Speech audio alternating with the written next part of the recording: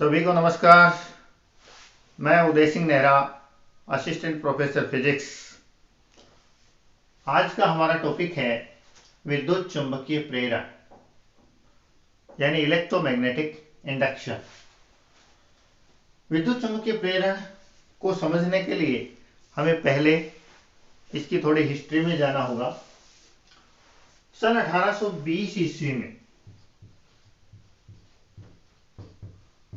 Oersted नामक एक वैज्ञानिक थे और ये अपनी प्रयोगशाला में कोई प्रयोग कर रहे थे। प्रयोग के दौरान इन्होंने देखा कि इन्होंने जब एक वायर में करंट प्रवाहित किया, जब विद्युत धारा प्रवाहित किया, तो इन्होंने पाया कि इसके पास एक जो चुंबकीय सुई रखी हुई थी उसमें विक्षेप उत्पन्न हुआ। तार में धारा प्रवाहित होने पर इस चुंबकीय सुई में विक्षेप उत्पन्न होना इस बात को बताता है कि जब तार में विद्युत धारा प्रवाहित होती है तो इसके चारों ओर चुंबकीय क्षेत्र उत्पन्न होता है। इस प्रभाव को ओरेस्टेड द्वारा विद्युत धारा के चुंबकीय प्रभाव का नाम दिया गया। तो ओरेस्टेड ने यह बताया कि जब भी विद्युत धारा प्रवाहित होती है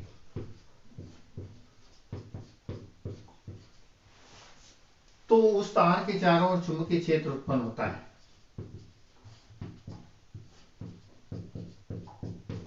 अर्थात विद्युत धारा का सीधा सीधा संबंध चुंबकीय क्षेत्र से है।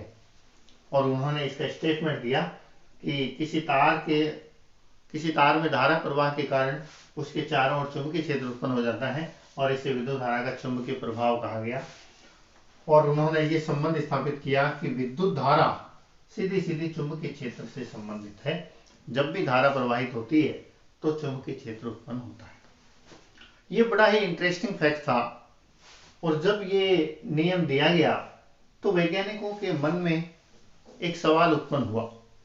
उन्होंने सोचा कि विद्युत धारा से चुंबकीय क्षेत्र उत्पन्न होता है, क्या इसका रिवर्स भी संभव है? क्या हम ऐसा भी कुछ कर सकते हैं कि चुंबकीय क्षेत्र के द्वारा विद्युत धारा उत्पन्न हो जाए, वोल्टता उत्पन्न हो जाए? इसके ऊपर काम शुरू हुआ। इस कार्य के दौरान अलग अलग देशों में वैज्ञानिकों द्वारा अलग अलग प्रयोग किए गए। सन 1831 ईस्वी में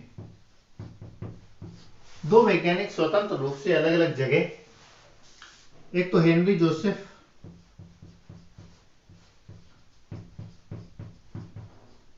यूएसए में और दूसरे माइकल फेराडे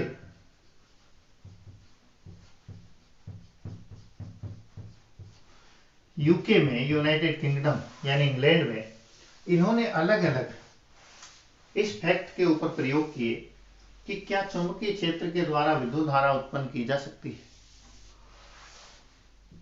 इन्हीं में माइकल फेराडे के जो एक्सपेरिमेंट हैं वो बड़े फेमस हैं, जिनका हम यहाँ अध्ययन करेंगे। किस तरह से उन्होंने प्रयोग किया और क्या निष्कर्ष उनको प्राप्त हुए, इस बात को हम जानेंगे। तो आइए देखते हैं। माइकल फेराडे ने क्या किया, एक कुंडली ली और इसके साथ एक गैल्वेनोमीटर जोड़ा। ये कॉइल ली, कुंडली, और ये गैल्वेनोमीटर जी धारामापी जोड़ा। धारामापी एक इस तरह का उपकरण है जो परिपथ में विद्युत धारा की उपस्थिति को दर्शाता है, संसूचित करता है, डिटेक्ट करता है कि परिपथ में विद्युत धारा बह रही है या नहीं बह रही। माइकल फेराडे ने इस बात को जानने के लिए कि क्या चुंबक से भी विद्युत धारा उत्पन्न हो सकती है, तो वो इस कुंडली के पास एक चुंबक को लेकर आए।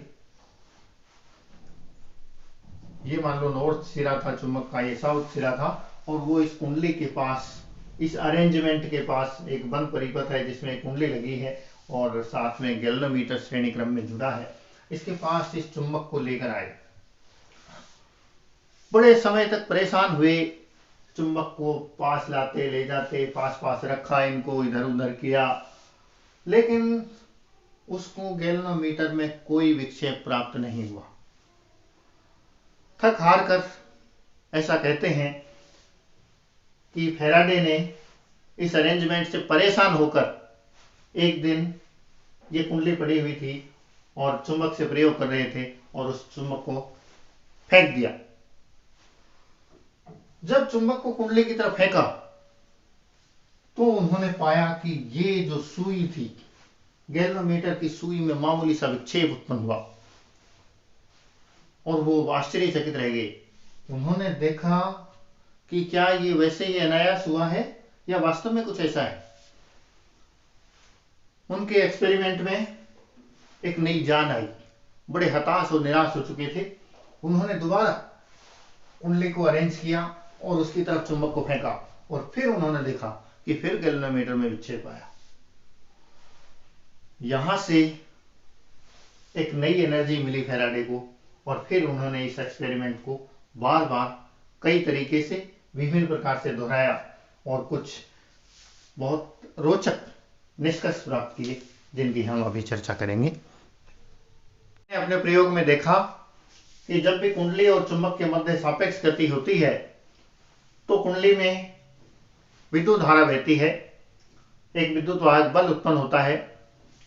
चूंकि यह घटना चुंबकीय क्षेत्र के कारण होती है और चुंबकीय क्षेत्र के कारण यह विद्युत प्रभाव उत्पन्न होता है, फैराडे ने इसे विद्युत चुंबकीय प्रेरण कहा। विद्युत किसके कारण प्रेरित हो रही है? चुंबकीय क्षेत्र के कारण। तो इसको विद्युत चुंबकीय प्रेरण यानी इलेक्ट्रोमैग्नेटिक इंडक्शन नाम दिया गया। फैराडे ने अपने इस फेमस प्रयोग में अलग अलग कई बार प्रयोग को दोहराकर कुछ ऑब्जर्वेशन प्राप्त किए जिनकी हम यहां चर्चा करेंगे। ये थे ऑब्जर्वेशन। पहला, उन्होंने ये पाया कि विक्षेप केवल तभी तक बना रहता है जब तक चुंबक गतिशील रहता है। फैराडे ने अपने प्रयोग में पाया कि जब तक ये चुंबक गतिशील रहता है, जब तक ये कुंडली के सापेक्ष गतिमान रहता है, तभी तक ये विक्षेप उत्पन्न होता है। जैसे ही चुंबक स्थिर हो जाता है, विक्षेप गायब हो जाता है। तो इससे उन्होंने निष्कर्ष निकाला कि ये जो सारी प्रेरण की घटना हो रही है, ये कुंडली और चुंबक के मध्य गति के कारण उत्पन्न हो रही है। यदि स्थिर अवस्था में रहेगा तो इस प्रकार की कोई घटना उत्पन्न नहीं होती। तो पहला तो ये पाया उन्होंने कि ये गति का प्रभाव है। दूसरा, विक्षेप ध्रुव प्राबल्य पर निर्भर। फैराडे ने यह पाया कि यदि चुंबक अधिक शक्तिशाली लिया जाए, उसके ध्रुवों की प्राबल्यता अधिक हो, पावर अधिक हो, चुंबकीय शक्ति अधिक हो, तो विक्षेप ज्यादा उत्पन्न होता है, विक्षेप बढ़ जाता है। तो दूसरी बात उन्होंने ये पाई कि जो विक्षेप है वो ध्रुव प्राबल्य पर यानी चुंबक की शक्ति पर निर्भर है। जितना ज्यादा शक्तिशाली चुंबक लेंगे उतना ज्यादा ये प्रभाव उत्पन्न होता है, यानी विद्युत वाहक बल, विद्युत या करंट जो है वो पैदा होती है। तीसरी बात उन्होंने नोट की कि यदि फेरों की संख्या बढ़ा दी जाए, यदि कुंडली में फेरों की संख्या बढ़ाई जाए तो उन्होंने देखा कि विक्षेप बढ़ जाता है। इसका मतलब ये भी है कि ये कुंडली में फेरों की संख्या पर निर्भर करता है। साथ ही उन्होंने ये देखा कि यदि कुंडली के जो फेरे हैं उनके मध्य यदि नरम लोहे की क्रोड रख दी जाए तो भी विक्षेप बढ़ जाता है। तो फेरों की संख्या पे भी डिपेंड करता है, और यदि नरम लोहे की क्रोड इसके मध्य रख दी जाए तो भी विक्षेप की मात्रा अधिक होती है। उसके बाद उन्होंने पाया कि चुंबक की गति में यदि तेजी लाया जाए तो विक्षेप अधिक होता है। यानी चुंबक को जितना अधिक तेजी से कुंडली के पास लाया जाए या जितना तेजी से इससे दूर ले जाया जाए उतना ही ज्यादा विक्षेप आता है। तो चुंबक की गति पे भी निर्भर करता है, यानी गति कितनी तेज है। यदि धीमी है, इसीलिए तो इतने लंबे समय तक वो इसे ऑब्जर्व कर नहीं पाए। शुरू में उन्होंने चुंबक को पास लाए, धीरे दूर ले गए, वो गति इतनी धीमी थी कि विक्षेप उत्पन्न ही नहीं हुआ। और जब उन्होंने देखा कि यदि गति बहुत तेजी से करवाई जाती है तो विक्षेप उत्पन्न होता है, और उतना ही ज्यादा उत्पन्न होता है जितनी तेज गति होती है। अगला ऑब्जर्वेशन उन्होंने किया कि चुंबक की गति में तेजी, विक्षेप अधिक, ये हो गई बात। फिर उन्होंने देखा कि विक्षेप की दिशा ध्रुव की प्रकृति और गति की दिशा पर निर्भर करती है। ये और बात उन्होंने नोट की कि यदि नॉर्थ पोल की बजाय साउथ पोल इसके पास, कुंडली के पास लाया जाए तो विक्षेप की दिशा चेंज हो जाती है। पहले यदि विक्षेप उस दिशा में था तो अब विक्षेप इस दिशा में आ जाता है। हम जानते हैं कि गैल्वेनोमीटर एक इस तरह का उपकरण है जिसके मध्य में 0 होता है और इधर पैमाना होता है और इस साइड में भी पैमाना होता है, दाएं बाएं साइड दोनों ओर। तो उन्होंने ये पाया कि यदि नॉर्थ पोल को कुंडली के पास लाने पर विक्षेप दाईं ओर उत्पन्न होता है, तो साउथ पोल को यदि हम पास में लेके आए तो विक्षेप बाईं ओर उत्पन्न होता है। यानी ध्रुव चेंज करने पर विक्षेप की दिशा बदलती है। साथ ही उन्होंने ये देखा कि गति की दिशा इस पे भी डिपेंड करता है। यदि नॉर्थ पोल को कुंडली के पास लाएं तो विक्षेप यदि बाईं ओर आता है, तो यदि इसको दूर ले जाएंगे तो विक्षेप दाईं ओर आता है। तो दोनों चीजों पे निर्भर करता है कि कौन सा ध्रुव कुंडली के पास ला रहे हैं, और इस बात पे भी डिपेंड करता है कि पास ला रहे हैं या दूर ले जा रहे हैं।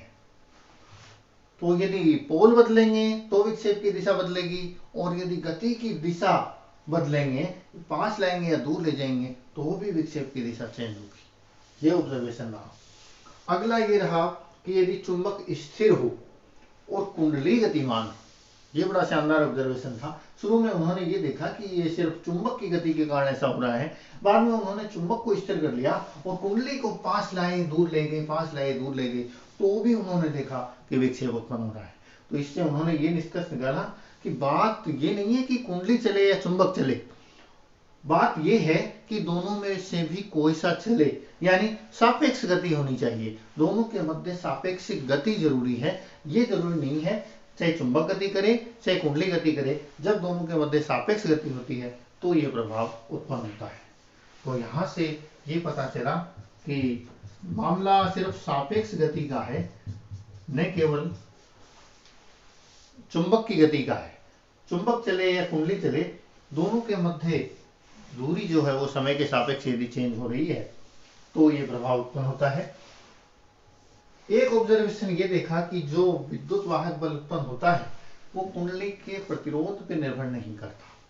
जो प्रेरित विद्युत वाहक बल इंड्यूस होता है, प्रेरित होता है, वो कुंडली के प्रतिरोध पे डिपेंड नहीं करता।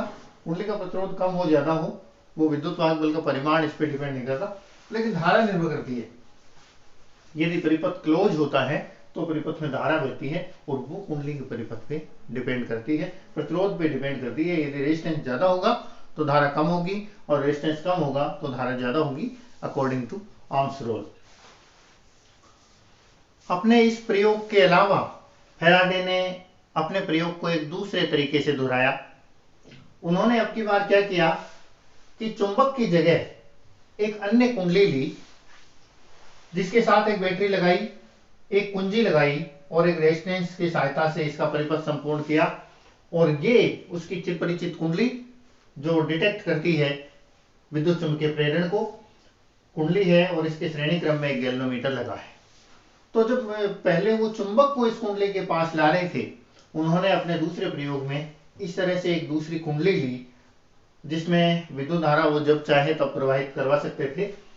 तो उन्होंने ये पाया कि जब इस कुंडली का परिपथ पूर्ण किया जाता है, यानी इस प्रेस की को जब दबाया जाता है, तो जैसे ही इसका परिपथ पूर्ण होता है, इसमें धारा बहती है, तो पास रखी इस दूसरी कुंडली के गैल्वेनोमीटर में विक्षेप उत्पन्न होता है, यानी इस कुंडली में भी धारा उत्पन्न होती है क्षण भर के लिए। और जैसे ही धारा इसमें प्रॉपर बहने लगती है, धारा स्थायी हो जाती है, तब उन्होंने देखा कि इसमें कोई विक्षेप उत्पन्न नहीं होता। यानी जब धारा स्थिर बहती है, ऐसे स्थिति में कोई विक्षेप उत्पन्न नहीं होता। और जैसे ही इन्होंने इस कुंजी को हटाया यानी खोला, यानी धारा बंद कर दी, तो एक बार फिर विक्षेप उत्पन्न हुआ, थोड़ी क्षण भर के लिए, और थोड़ी देर बाद वो विक्षेप विलुप्त हो गया। तो इस दूसरे प्रयोग में उन्होंने पाया कि चुंबक की बजाय एक दूसरी कुंडली लें और उस कुंडली में धारा प्रवाहित करें, तो जैसे ही उसमें धारा प्रवाहित करते हैं उस समय विक्षेप उत्पन्न होता है, लेकिन जब धारा स्थिर हो जाती है तो कोई विक्षेप उत्पन्न नहीं होता। और फिर पुनः जब धारा बंद करते हैं, यानी कुंजी को हटाते हैं, कुंजी को खोलते हैं, तो जैसे ही इसमें धारा बंद होती है, जैसे ही ये परिपथ टूटता है, यानी धारा इसमें घटती है, शून्य होती है, उस समय एक बार फिर विक्षेप उत्पन्न होता है। हमेशा उत्पन्न नहीं होता, केवल धारा प्रारंभ होते समय और धारा बंद होते समय विक्षेप उत्पन्न होता है। जब स्टेडी स्टेट में धारा बहती है तो कोई विक्षेप उत्पन्न नहीं होता। तो ये दो प्रयोग उन्होंने किए और इन प्रयोगों से जो प्राप्त परिणाम थे उनकी व्याख्या के लिए उन्होंने चुंबकीय फ्लक्स का प्रयोग किया। उन्होंने कहा कि ये जो सारा मामला है ये इस कुंडली से संबद्ध चुंबकीय फ्लक्स में परिवर्तन के कारण होता है। और इन सभी निष्कर्षों की व्याख्या के लिए फैराडे ने अपने दो प्रसिद्ध नियम दिए जिन्हें फैराडे के विद्युत चुंबकीय प्रेरण के नियम कहते हैं, फैराडे का प्रथम नियम और फैराडे का द्वितीय नियम। तो अब हम फैराडे के विद्युत चुंबकीय प्रेरण के नियम देखेंगे।